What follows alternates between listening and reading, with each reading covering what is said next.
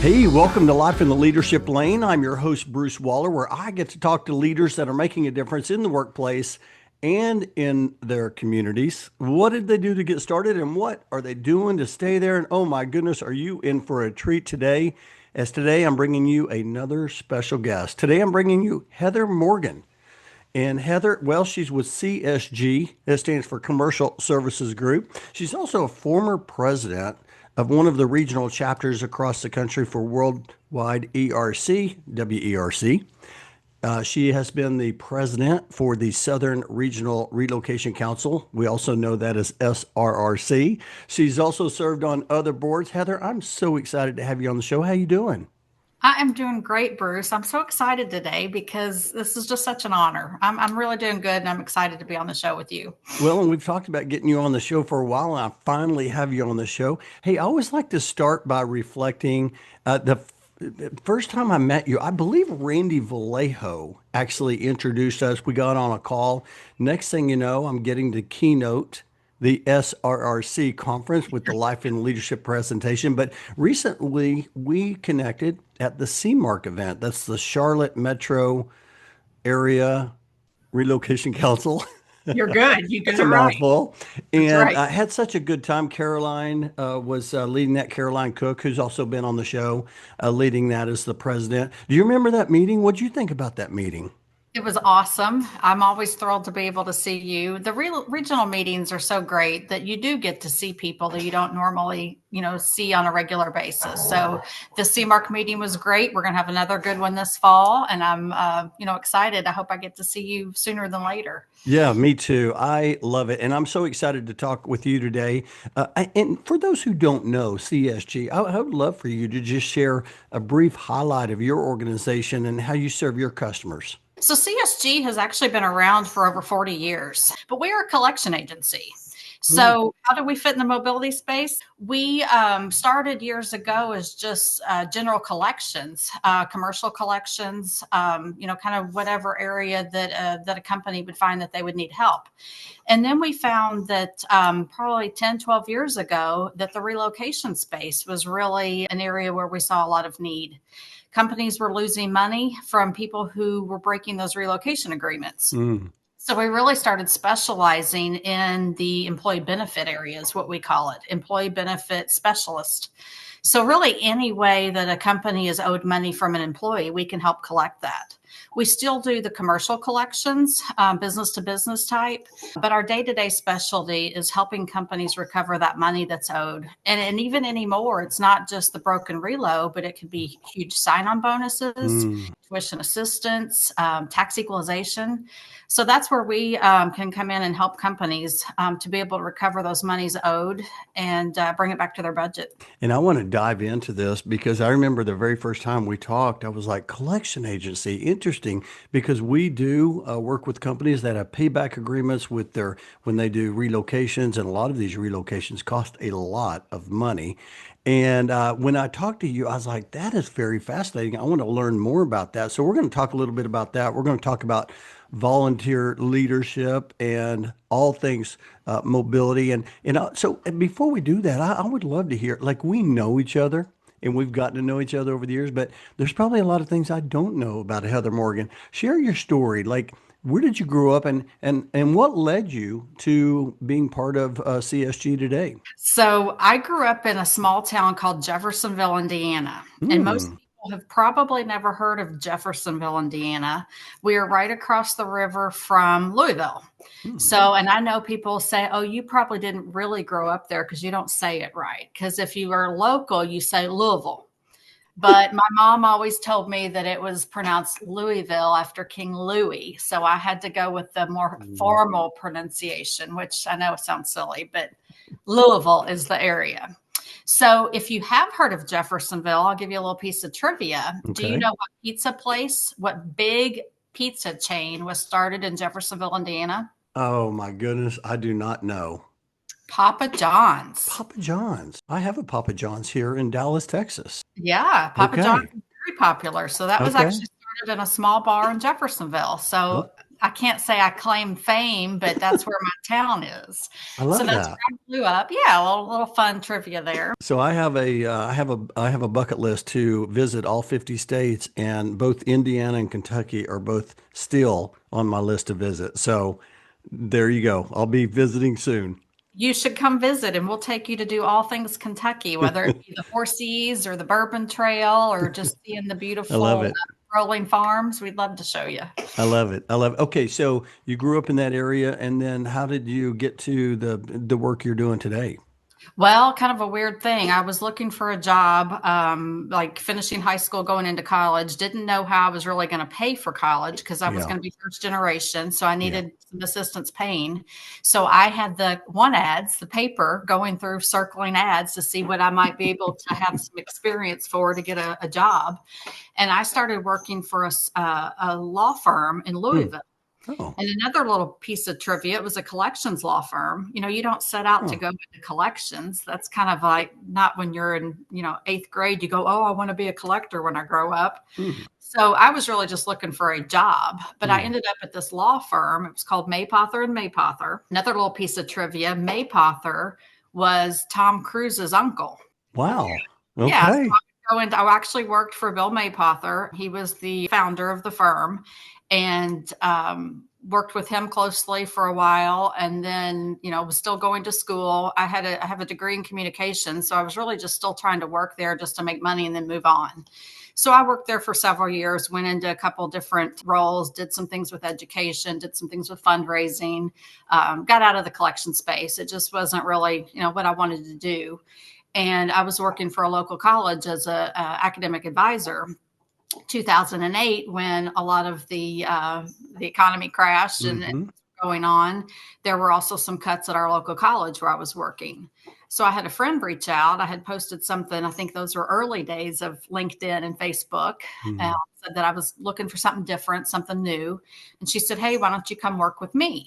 It's like, "What is it? What do you do?" And she said, "Well, I work for this company called CSG." And I Hmm. had seen her post on Facebook all the time about going to all these conferences around the Hmm. country and meeting people and building these relationships. I'm like, well, that sounds fun. I think I can do that. But it had been 20 plus years since I'd been in Hmm. collections. I was like, well, I don't know collections anymore. And she's like, you'll Yeah. pick it back up. It's like riding a bike. Now, really, I mean, it is, but it isn't. Laws change all the time. Oh, We're right. even more compliant now than we used to be. So you have to be on top of things regularly. So I got into it and picked it up very quickly. And that's how I got back into the collections world, just from networking and a relationship with somebody. And now it's been almost 10 years. I can't believe it that I've been here 10 years this fall. I love that. And that's a great segue because I always like to talk about people that have been part of your journey, people that have really, whether they've pushed you into something that you're so thankful for today, or they've given you some advice or just helped you along the way. I don't know, who were maybe a couple of mentors that maybe helped you get to where you are today? I think the one that stands out to me is my friend Susan Wood. Mm. Susie unfortunately passed away a couple years ago from cancer at a very young age. Mm-hmm. But Susie and I just feel like God put us together. We were neighbors. She was older than me. I lived down the street from her and I was doing some type of fundraising for school and happened to be out knocking on a door asking if they wanted to buy candy bars. And she was like, "Oh my gosh, you're the cutest little redheaded girl. You're just so sweet. Yes, I'd love to buy a couple. You were very professional and you were very friendly and you had a smile and you're going to go far." And I'm like, "I'm selling candy bars, lady. But she was just so warm and welcoming. Mm. Years later, I ran into her as at college. So again, I didn't know if I was going to be able to go. How was I going to pay for it? So Mm. I thought I'm going to set up an appointment and just go talk to somebody. Well, lo and behold, the person that I go to talk to is the neighbor that I sold the candy bar to. Aw. And she was just like, we kind of both looked at each other like, you look familiar, but, she worked.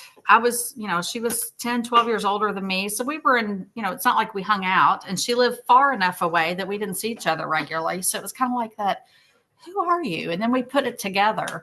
And from that day forward, she was just really a big help to me, an encourager. Was really put it into my head that I could go to college, even if I Mm. didn't have the money. that work hard. We would figure it out together. And she really helped me with applying for student loans Mm. and working while I went to school. I worked full time and went to school full time because I knew I didn't want to have debt to pay back years and years and years later. So I started paying back my loan even before it was due, even Mm. if it was $10 a month, to just be Mm. able to get in that habit and that commitment. So Susie was really a big influence to me. And she was one that I would reach out to regularly, and we would connect and share stories and talk about what was going on in our lives, and just be able to help each other. So it was definitely very tough, when I lost her. And she passed away during COVID, and it was at that Mm. time where we couldn't go visit people. You couldn't go to Mm. the hospital. The funeral was very weird, just with, kind of almost like a drive-by. So she's one that I always look to as a mentor. And then another one, my husband, such a good mentor to me. We just click very well, and he's always good about giving me advice and giving me Mm. suggestions, or just listening. And he's been in leadership roles, and he's been a good friend and mentor to people. So I really respect him. So he's one that, especially as working from home, you don't Mm. always have coworkers around. So he gets to be the person that I bounce ideas off of, and he's wonderful. So I'm very grateful that I have a mentor, basically at my fingertips every day. I love that. You have a sign above you that says blessed. And I think, man, she is so blessed. I love that. I actually just posted this weekend a picture of my wife and I. We were at a company dinner, and I was talking about how I've got to observe all these incredible people over my lifetime, all the people that are, whether they're in leadership roles, they've had tremendous success, and I've got to study their traits and their habits and all these different things. But the one thing that stands out to me is whenever they bring their spouse along with them. And like you just now, that's what you're doing. You're bringing your spouse along with you in the conversation as or mentor, and I just admire that so much. I feel the same way about my wife, and I've had other guests on the show that have talked about their spouses, and I just think that is just it's really powerful. When you were talking about Susie earlier, I wrote down the word belief, and I talk about belief a lot of times in my presentations. I don't know.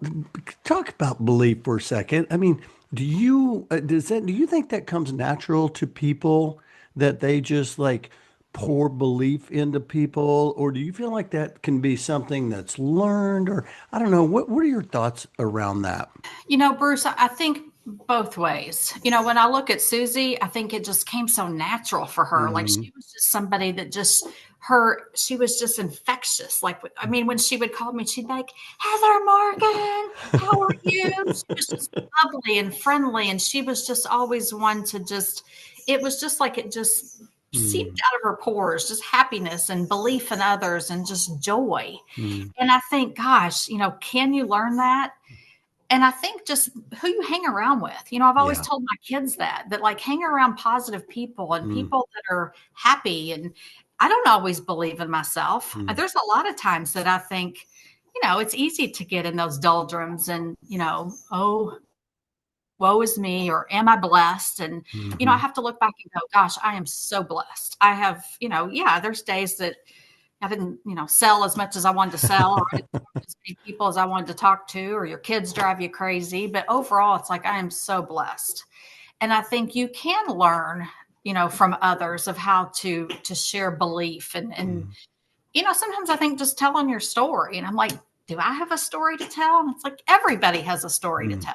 And sometimes you can learn the littlest things from somebody's story, even if it doesn't seem, huge or monumental. That perseverance and keep going, and like I just uttered the sign, find the joy in the journey. I just Mm. said that to my daughter yesterday. It was like, sometimes you don't know, like, you don't believe in Yeah. yourself and you don't know where things are going to end up, but just find the joy in the journey. I think that is amazing. Yeah, I love that. You're talking about my sign behind me. My daughter got that for me as a gift, and when you said that, it reminds me. So my mom had always talked to me about the importance of picking your friends, surrounding yourself with the right people, and I didn't understand that until later in life. And later in life, I'm like, that is it. It's about surrounding yourself the right people. I love what you said about sharing your story. You know, my mom, I used to, I was trying to be a professional bowler.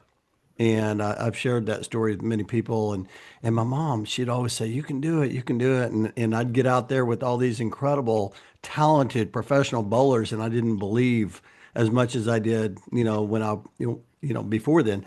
And she would say, you believe that you should be there. And I love that. And I think that's important to be around those people because it can just lift you up like no other. I love that. Hey, well, let's talk about collections for a second because I want to get into this because there's probably some people listening. They're like, "Wow, that's we do that," but I don't know. How does a company know that they need a company like CSG? Like, what are they thinking about? Are they working with relocation management companies? Are they companies that they just give their employees a certain amount of? Who do you typically work with, and how do they know they need someone like CSG? Sometimes they don't know they need someone like Mm. CSG. It depends on who I am talking to. Hmm. Typically in our space with global mobility, I meet global mobility managers, not so much the HR director or the CFO, but it might be the global mobility. And they may be the person that starts the conversation at their company to say, Hmm. hey, I just went back and did some auditing, and I've seen over the last 6 months, year and a half, 2 years, we've lost, X number of people. Well, if it's one person, two people, three people at a lower price point, it may not be worth the hassle or the trouble, sometimes is what they Hmm. say.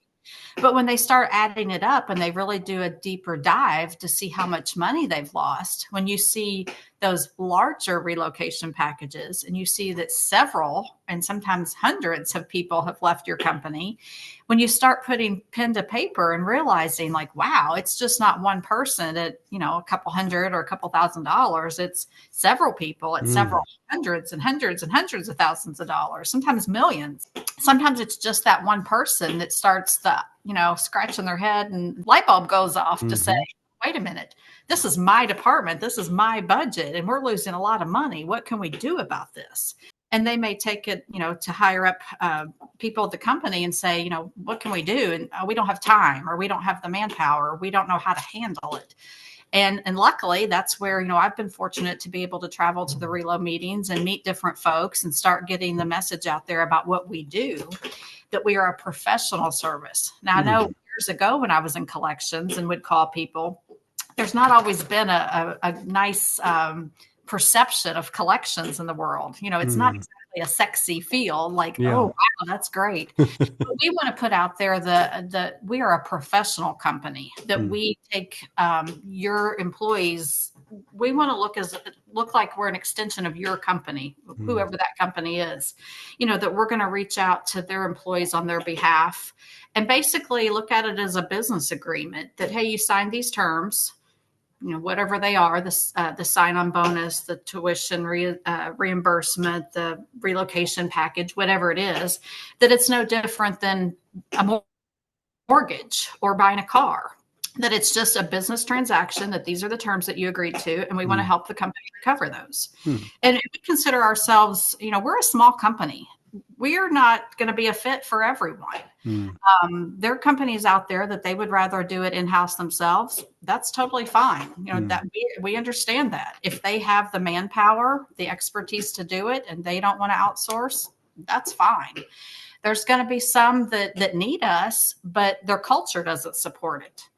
And we want to really work with somebody that wants to partner, have a Hmm. partner, because we do serious work. We work with sensitive data. We get people's, social security numbers, their birthdays.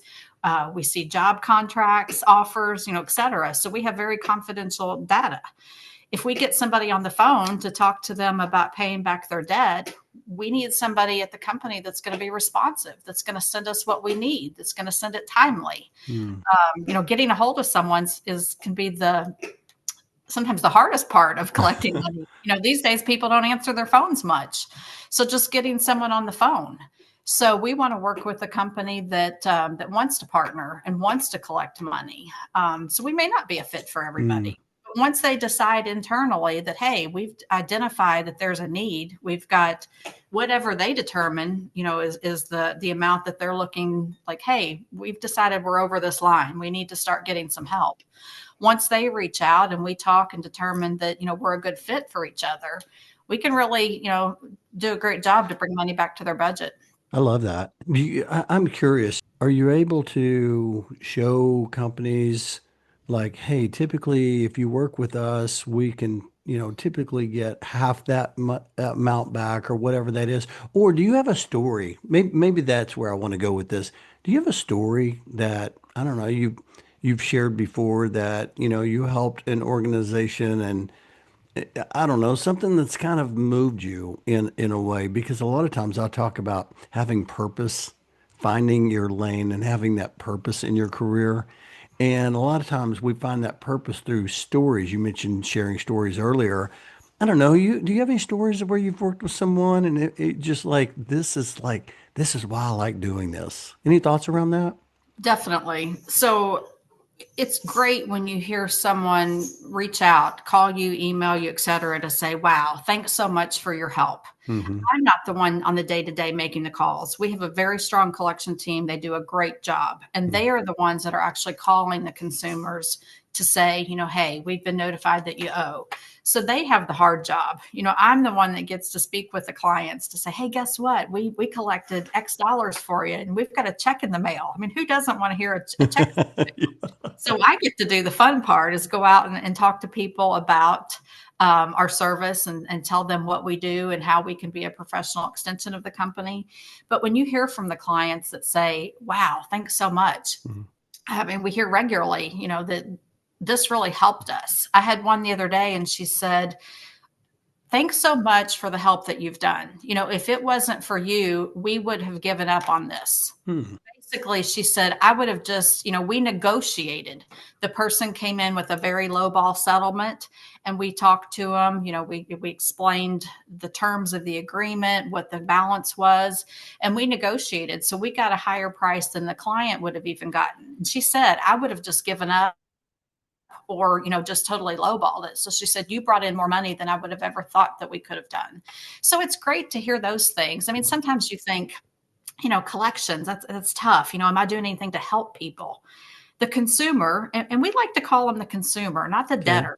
Mm-hmm. Debtor seems to be a tough term. Back in the days where you think of somebody showing up in the middle of the night and stealing a car, or, I'm going to break your arm, very threatening. We don't want to be that type of collection agency.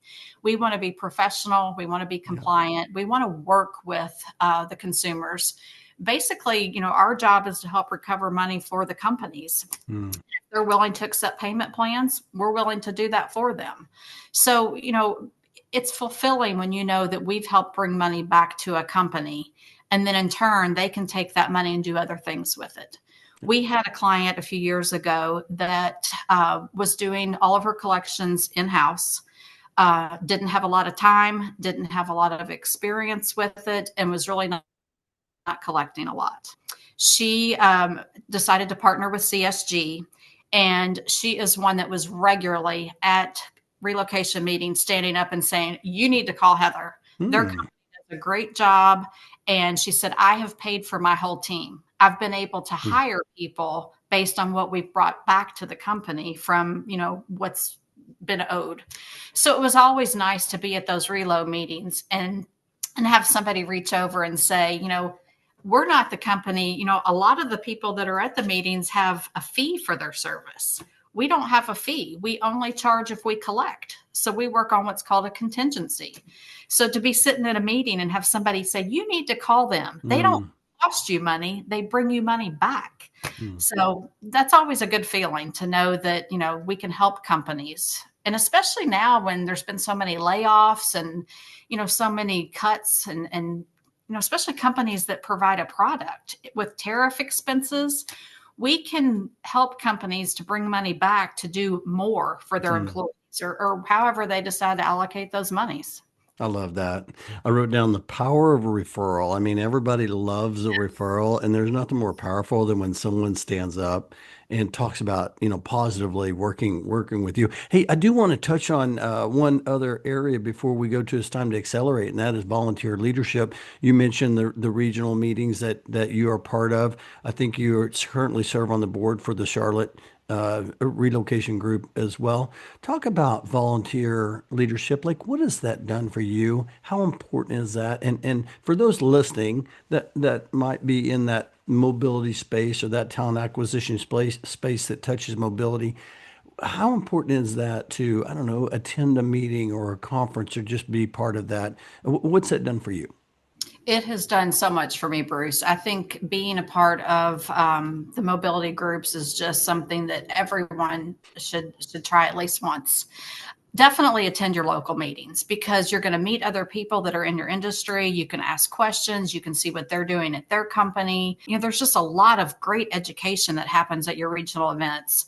If you can't make it, to some of the bigger ones, there's got to be a one that's even in your region that you can get to at least twice a year. If you're, interested in serving on a panel, they're always looking for speakers to be able to talk about different things. And just like we said, I mean, everybody's got a story. So what is your story in relocation? It might be something that you can share at a regional conference. I got involved. My territory is coast to coast, so I travel a lot of the different regional meetings, but had several clients in the Florida group. And a lot of times people thought I lived in Florida because I was so involved with that group, but that was kind of one of my first ones to start out with. And it was just such a welcoming group. And I think for me, I had gone to the meetings and would kind of, sit there and listen to the sessions and, would Hmm. go out at the break time and, kind of smile at somebody. But when I was asked to join the board, I was a little nervous because I was like, what can I give to the board? I don't have my CRP designation. Mm-hmm. I don't know if I have enough to be able to give back. And I found very quickly that boards are composed of treasurers and secretaries and creative people, for your LinkedIn messages or sponsorship to be able to just pick up the phone and call somebody. They need bodies. They need people that are willing to go out and just help them to grow.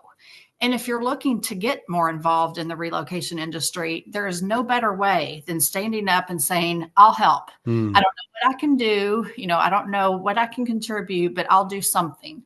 And it could even be just showing up the day at the meeting and putting, name cards at seats or passing out pencils or just welcoming someone at the door. Hi, we're glad to have you here.